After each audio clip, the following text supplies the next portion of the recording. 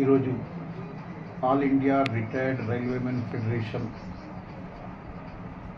Secunderabad divisional ప్రాంగణంలో అంబేద్కర్ జయంతి ఉత్సవాలు జరపబడింది. Doctor BR Ambedkar గారికి శ్రద్ధాంజలి ఘటించి ఆయన యొక్క ఆశలు ఆశయాలను నెరవేర్చడానికి ఈనాటి యువతను కూడా ముందుకు తీసుకెళ్లాలని చెప్పి పెన్షనర్స్ ఫెడరేషన్ వాళ్ళు నిర్ణయించడం జరిగింది.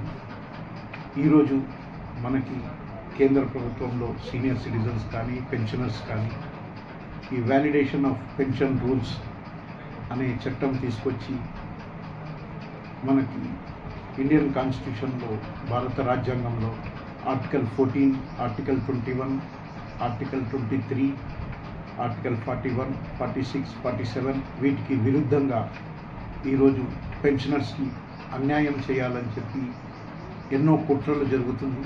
దీనికి వ్యతిరేకించడానికి పెన్షనర్స్లో ఒక ఐక్యత రావాలని చెప్పి పెన్షనర్స్ అందరూ ఒక తాటి మీద నిలబడి, సీనియర్ సిటిజన్స్ అందరూ ఒక తాటి మీద నిలబడి మన యొక్క సాధించుకున్న 60 సంవత్సరాల్లో సాధించుకున్న హక్కులను పరిరక్షించుకోవాల్సిన అవసరం ఉందని, అట్లాగే మన రాబోయే కాలంలో మన డిమాండ్స్ని 8వ పే కమిషన్లో మనం సాధించాల్సిన డిమాండ్స్ గురించి కూడా మనం కలిసికట్టుగా ఉండాలని చెప్పేసి మన వాణిని వినిపించాలి కేంద్ర ప్రభుత్వం ముందర అని చెప్పేసి కూడా అనుకున్నాను. ఇట్లాగే ఈ సందర్భంగా జ్యోతిరావు ఫులే జన్మదినం సందర్భంగా కూడా జ్యోతిరావు ఫులేని కూడా స్మరించుకున్నాము. మన all India senior citizen confederation president Shri V K Badani గారు 2 రోజుల క్రితం మొన్న స్వర్గస్థులైనారు. ఆయనకు కూడా శ్రద్ధాంజలి ఘటించి ఆయనకు కూడా నివాళులు అర్పించడం జరిగింది. ఆయన చేసిన సేవలు సీనియర్ సిటిజన్స్కి, భారతదేశంలో ఉన్న 17 కోట్ల మంది సీనియర్ సిటిజన్స్కి ఒక తాటి మీద తేయడానికి శ్రీ బదాని గారు ఎంతో సేవలు అందించారు. ఆయన 90 సంవత్సరాల జీవిత కాలంలో సీనియర్ సిటిజన్కి ఎన్నో పుస్తకాలు రాశారు. ఆయన ఈరోజు మన ముందు లేరు అని చెప్పి ఆయనను కూడా స్మరించుకోవడం జరిగింది.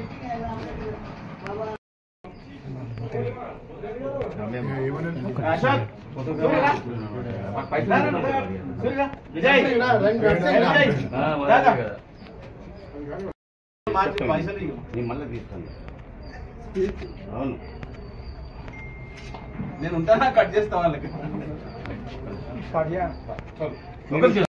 డివిజనల్ జోనల్ వాళ్ళు రండి.